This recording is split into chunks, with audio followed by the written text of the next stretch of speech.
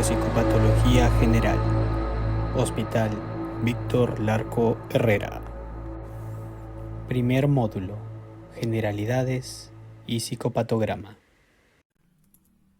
Bueno, muy buenas, para el momento de la reproducción de esto, muy buenos días con todos. Mi nombre es Rodolfo Daniel Royamosa, soy médico residente de psiquiatría de tercer año. Agradezco la oportunidad de poder brindar esta presentación para lo que es el curso de psicopatología del año 2023 del Hospital Víctor Larco Herrera. Un gusto con todos, así que el tema de hoy que corresponde para poder revisar es el tema de nosología y clasificación en psiquiatría. Así que sin más, vamos a ello. Esta es nuestra agenda para el día de hoy. Más que nada, primero una introducción bastante rápida, luego hablar un poquito de los conceptos, algo de historia, hablar de los sistemas de clasificación per se, un poquito de genética heterogenicidad, aunque suene que esté un poquito fuera de foco en el tema, vamos a encontrarle ahí el sentido. Después vamos a hablar un poco de la clasificación y como para ponerle un poquito de spice adicional, vamos a hablar un poquito de la esquizofrenia en el CIE-11 y de cómo lo comparamos con los demás.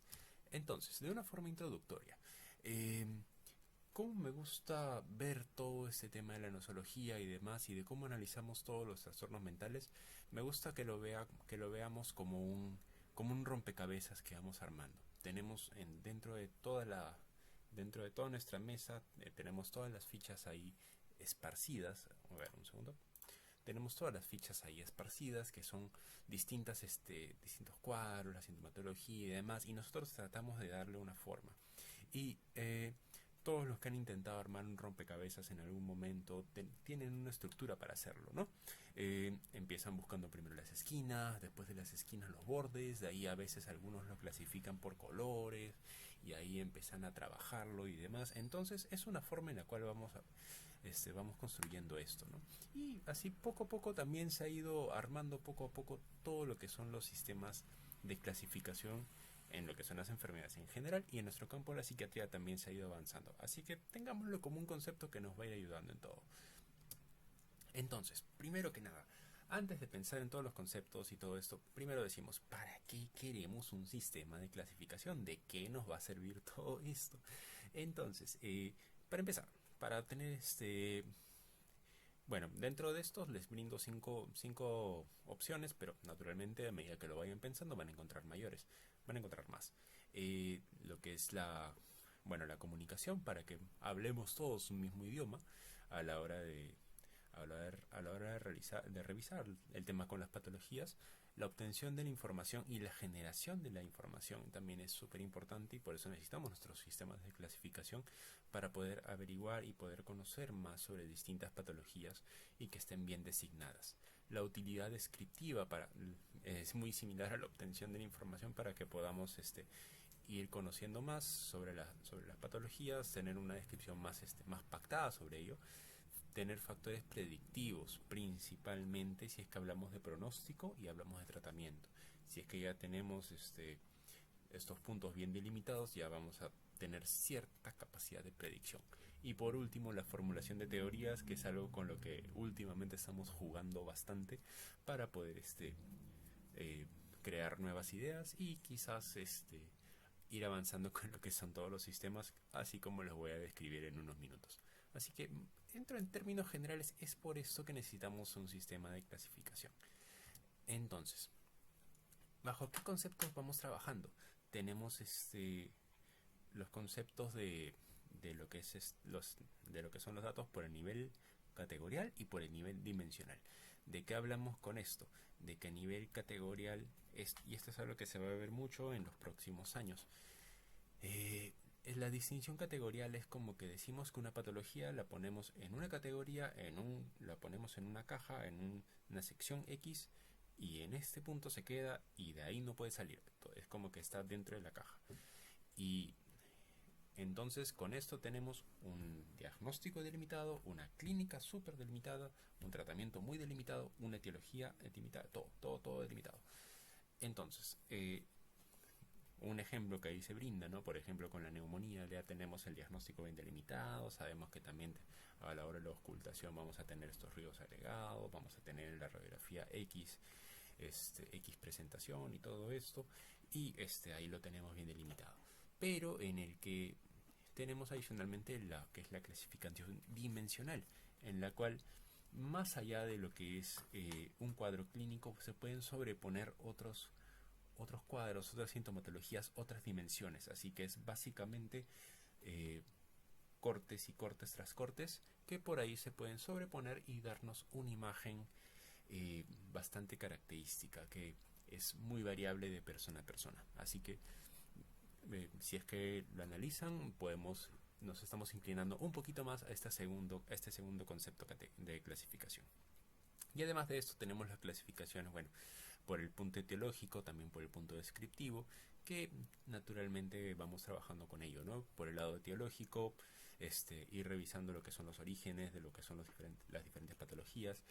Ya con un tiempo dentro del residentado sabemos que la etiología de los trastornos mentales es algo bastante, es todo un abanico de posibilidades, así que es algo que tenemos que pensar y estudiar bastante.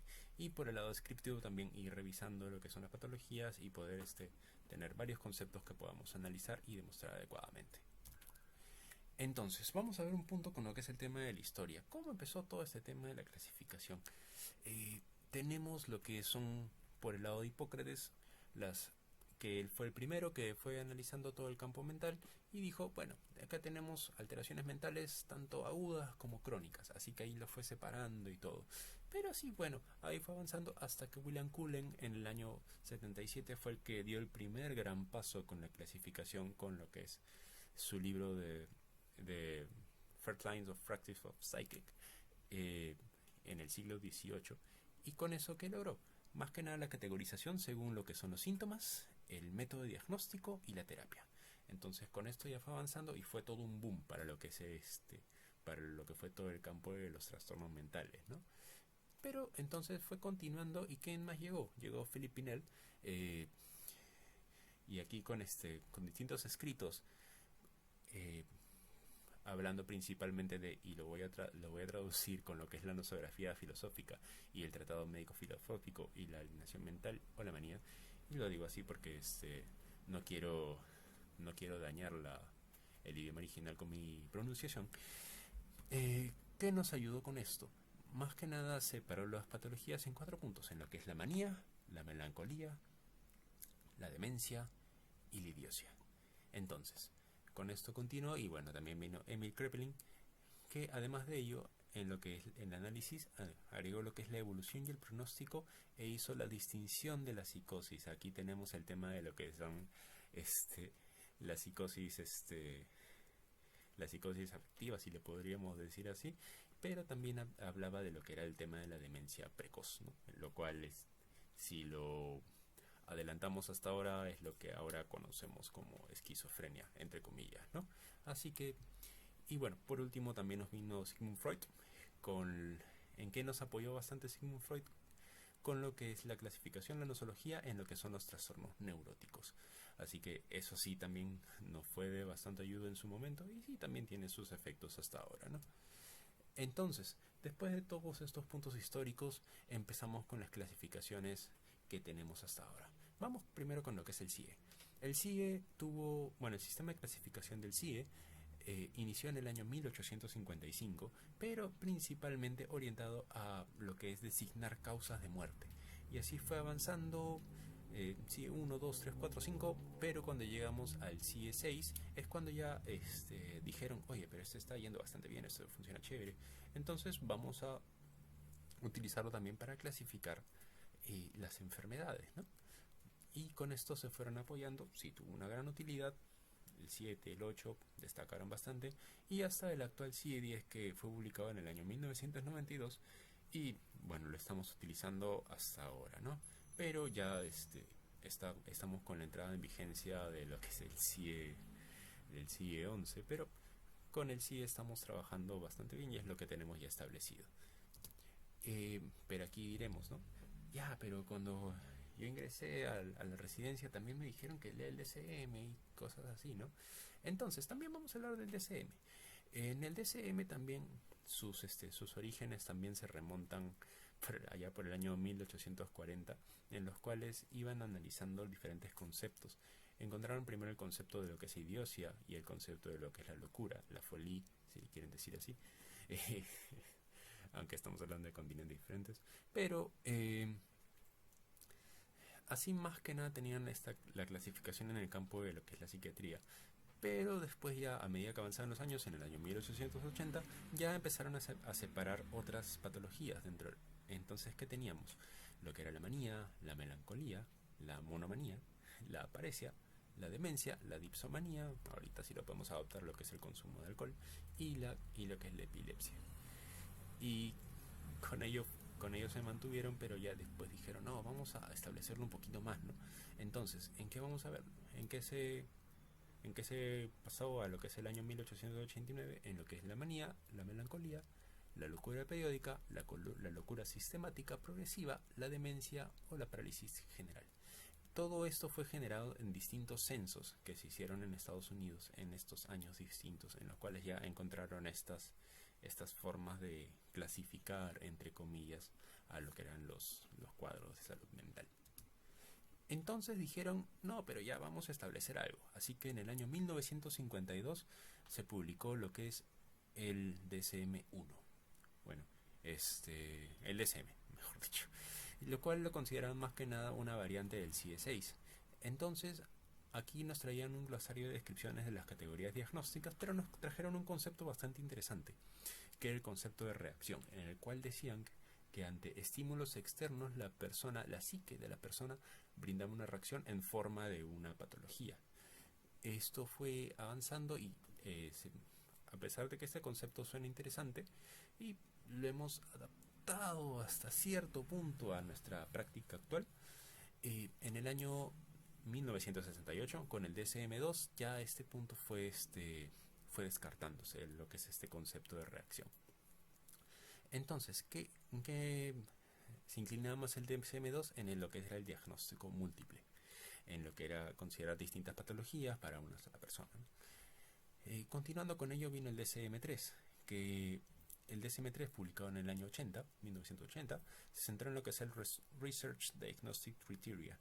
Aquí trabajaba bastante con mucho lo que eran los factores etiológicos también, y estableció el diagnóstico multiaxial centrándonos en lo que son los ejes, que estoy seguro que muchos de ustedes han visto a la hora de hacer sus historias clínicas.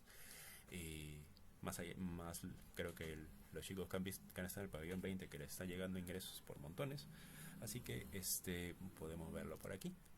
Aquí tenemos los distintos ejes que se trabajan: el eje 1, que son los trastornos clínicos; el eje 2, que son los trastornos de la personalidad; el eje 3, las enfermedades médicas, enfermedades no psiquiátricas; en el eje 4, los problemas psicosociales y ambientales, que suceden súper seguido; y en el eje 5, la evaluación de la actividad o el funcionamiento global, la capacidad de funcionalidad de la persona.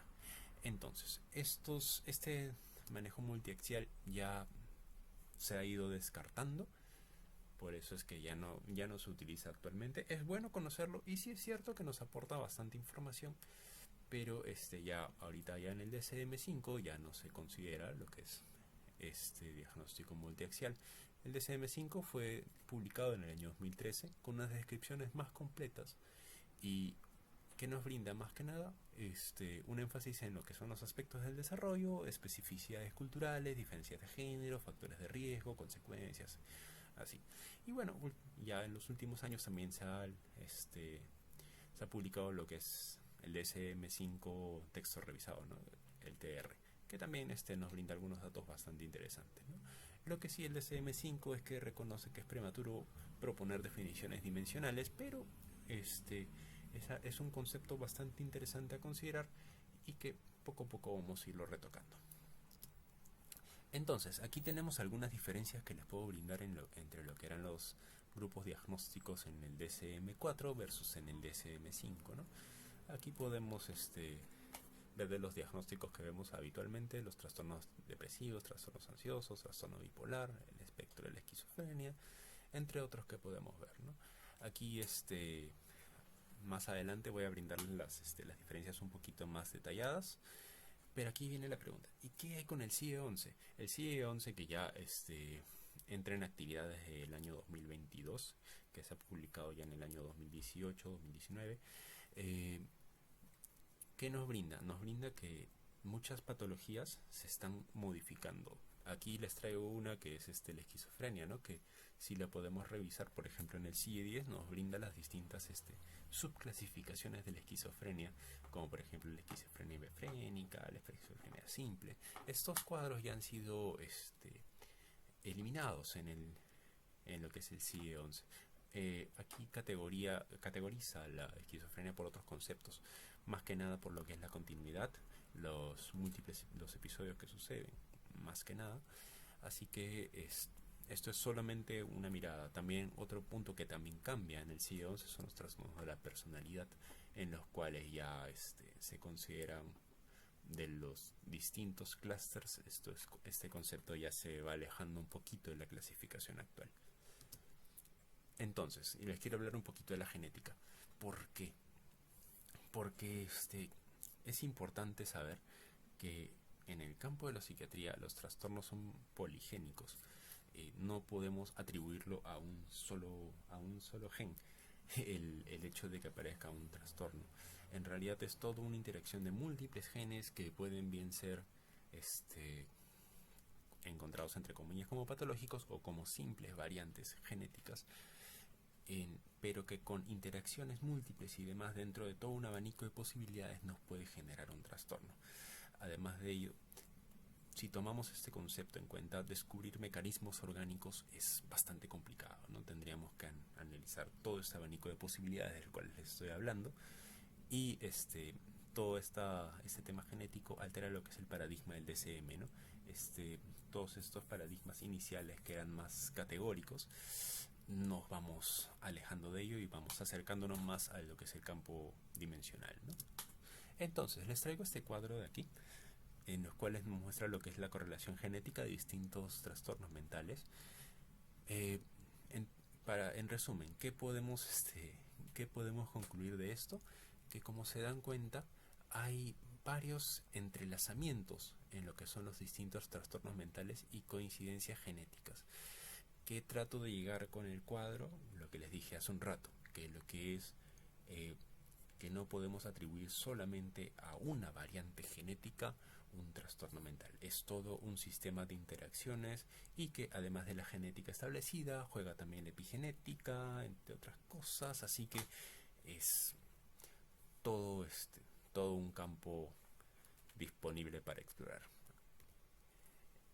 Aquí les vengo también todo lo que les comento, ¿no? Como lo que es la clasificación, cómo es tan heterogénea, ¿no? Y cómo la sintomatología se puede sobreponer unas con otras y puede haber ciertos campos de confusión, ¿no? Por ejemplo, la psicosis que se puede presentar, por ejemplo, que lo hemos visto en los campos de la esquizofrenia, en lo que es el trauma, en trastornos neurocognitivos, en trastornos de personalidad también se presenta, en trastornos bipolares. Entonces, ¿cómo podemos encerrarlo en un solo punto? Y así va con otros múltiples síntomas.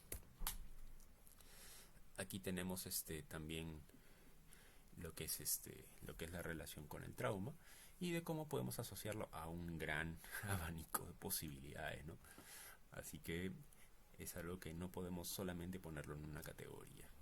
Aquí tenemos lo que es la clasificación en términos generales, ¿no?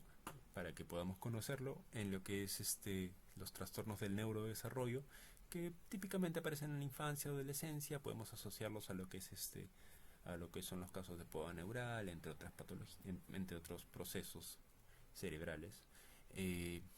Puede tener una continuidad en la etapa adulta. Aquí, ¿qué patologías encontramos? Los trastornos del espectro autista, ojo, no autismo, espectro autista, la discapacidad intelectual y trastorno por déficit de atención. En lo que es el espectro de la esquizofrenia, que podemos encontrar lo que es los trastornos esquizofreniformes, esquizoafectivos, la esquizofrenia per se, entre otras patologías. En lo que es el campo del trastorno bipolar se consideran las alteraciones del estado de ánimo que van de lo que es la hiperactividad, hiperfunción versus hipofunción, hipoactividad. que le podemos decir manía y depresión. Y se dice que este cuadro actúa entre lo que es un puente, entre lo que es el campo de la psicosis y el campo de los trastornos del estado del ánimo. En los trastornos depresivos, que encontramos lo que es la tristeza, el vacío y la irritabilidad, que encontramos lo que es el trastorno depresivo, la depresión persistente, la disregulación del humor disruptivo, que se encuentra más con irritabilidad, encontramos por ahí los cuadros distímicos, entre otros. Y lo que es en los trastornos de ansiedad, más que nada con un miedo excesivo, pero aquí un dato importante es que se ha excluido el diagnóstico de trastorno obsesivo compulsivo, de trastorno de estrés postrauma y de los trastornos del estrés agudo para darle su propia clasificación. Como les dije, en el trastorno obsesivo compulsivo, las obsesiones y compulsiones ya tienen su clasificación propia, ya que tenemos todo un cuadro clínico bastante específico de ellos. En los trastornos relacionados con lo que son traumas, asociándolo a factores ambientales como desencadenantes, pero no olvidemos que también tenemos que tomar en cuenta que también hay factores propios de la persona que influyen en lo que es el desarrollo del cuadro. Y en los trastornos disociativos, que tenemos, y esta definición es bastante interesante, lo que es la alteración de las funciones integradoras de la conciencia, identidad, memoria y la percepción del entorno. En lo que son los trastornos de la conducta alimentaria, lo que son las alteraciones de la conducta o de la ingesta, aquí tenemos, como ya recordaron, la anorexia nerviosa, bulimia nerviosa, también está incluida la pica. Encontramos otro trastorno como lo que es el trastorno por atracones, y bueno, ahorita esperar para que ingrese a la siguiente clasificación el trastorno por alimentación restrictiva, hablando del DSM, ¿no? Y en lo que son los trastornos de la personalidad, aquí tenemos un punto importante. Aquí se hablan de lo que son los dominios de afectividad negativa, desapego, antagonismo, desinhibición y psicoticismo, pero lo que son los trastornos de la personalidad ya es un punto que se está alejando un poquito de lo que es la opción como un trastorno per se, porque más que nada el concepto de los clústeres, ¿no? Porque lo podríamos considerar estos clústeres como un rasgo de la personalidad. Y se los digo a todos como para que hagan un recuerdo. Cuando todos estudiaron todo este tema de los clústeres en la universidad, si es que por ahí llevaron un curso de psicología en el colegio y también le mencionaron ese tema de los clústeres, lo primero que se les vino a la mente es: oye, mira, yo soy esquizoide, no, pucha, yo soy medio histriónico. Oye, no, yo también soy medio narcisista. Ahí jugaban con su grupo de amigos, ¿no? Entonces, aquí les traigo la idea. Se menciona todo esto. Entonces, ¿significa que todos tienen algún tipo de trastorno solamente por su personalidad, por su forma de ser, por su estructura para enfrentar el día a día? No siempre es así, ¿no? Entonces, por eso es que ya nos estamos alejando un poco de este concepto, pero los trastornos de la personalidad que aún se mantienen por sus distintas manifestaciones y por un comportamiento psicopatológico muy distinto a los otros diagnósticos que hasta ahora se mantienen, que se mantenían, comparándolos con los que ahora se mantienen. Estoy hablando de los que ahora se mantienen, son el trastorno límite de personalidad y el trastorno disocial de personalidad, ya que son cuadros con una psicopatología bastante florida en comparación a otros cuadros como los, digamos, trastorno narcisista, trastorno anancástico, entre otros, que no muestran una patología muy muy distinta a estos primeros cuadros que les menciono. Así que en lo que es trastornos de la personalidad, tomemos este concepto. Entonces, ahora que ya conocemos un poquito más de lo que son los sistemas de clasificación, vamos a jugar un poco con ello, ya que consideramos el tema de la esquizofrenia como un tema que vemos con bastante frecuencia. Hasta algunas personas cuando piensan en lo que es psiquiatría, en la especialidad de psiquiatría, dicen: esquizofrenia. Lo cual es una sobre simplificación, si le podríamos decir así, ¿no? Nosotros tenemos un gran campo para trabajar, ¿no? Pero vamos a ver el tema de la esquizofrenia, porque es algo que vemos con cierta frecuencia, ¿no? Que nos mencionan con cierta frecuencia. Entonces, ¿qué buscamos con esto? Más que nada en lo que es el ciencia. En lo que son los sistemas de clasificación, es cierto que nos muestran lo que son los criterios diagnósticos y todo esto, que sí, que vamos a revisarlo, pero lo que no encontramos tanto son lo que son las raíces de la patología. Así que con eso tenemos que trabajar bastante. ¿Y bajo qué punto? Con lo que es el RDoC, el Research Dominion Criteria, en los cuales que nos basamos en lo que es las manifestaciones psicobiológicas y lo que son los orígenes de lo que son las distintas patologías, y en base a eso trabajamos. Bueno, los sistemas de clasificación, como ya lo hemos visto, que siendo forjados en el siglo XIX, tenemos el concepto de lo que son los Kraepelin, Bleuler y Schneider. Vamos como lo que es Kraepelin con lo que es el concepto de demencia precoz, de Bleuler con lo que es el concepto de los síntomas negativos, y con Schneider, como ya habrán revisado, con lo que son los síntomas de primer orden para lo que es el diagnóstico de esquizofrenia, que se centraba más que nada en lo que son los síntomas positivos. Entonces, bajo estos conceptos había cierto problema, llegábamos a una dicotomía, tanto que en investigaciones y demás se demostraba que en esta época, en el campo de Estados Unidos y Londres, habían diferencias epidemiológicas en lo que era el diagnóstico de esquizofrenia, diciéndose de que en Estados Unidos se diagnosticaba el doble de veces que en Londres. ¿Y por qué? Porque era más que nada porque los conceptos de Kraepelin y Schneider eran más considerados en lo que es Europa, pero en Estados Unidos se consideraba más los conceptos de Bleuler. Así que con eso es que había cierta inclinación al diagnóstico en mayor frecuencia. Entonces, aquí les traigo este concepto porque ahora lo que yo quiero comparar ahora es cómo ha habido una diferencia de una evolución, por así decirlo, de la esquizofrenia o del sistema de clasificación de esquizofrenia en lo que son el CIE-10, el DSM y el CIE-11. Así que vamos a poner un poco de zoom para que podamos darle una mirada rápida. Entonces, ya se difumina un poco, ¿no? Entonces, ¿qué vemos aquí? Que en el CIE-10 enfatizan los síntomas de primer rango, pero tanto en el DSM como en el CIE-11 no se está enfatizando. La duración también se toma un poquito distinto, viéndolo en el CIE-11 con los síntomas psicóticos por al menos un mes, a diferencia de lo que es el DSM, que también piden que haya una persistencia del trastorno por al menos unos 6 meses, entre otros puntos, ¿no? Porque, por ejemplo, y otro punto que también les mencioné, ¿no?, que son los subtipos, que ya no se están incluyendo en el CIE-11, en el DSM-5 no se está incluyendo, pero en lo que es el CIE-10 sí se hablaba bastante de ello, ¿no? Así que aquí tenemos múltiples diferencias con las cuales vamos a ir analizando y vamos viendo cómo va avanzando este concepto de esquizofrenia. Entonces, el CIE fue desarrollado a cargo de lo que es de la OMS, el Departamento de Salud Mental y Abuso de Sustancias.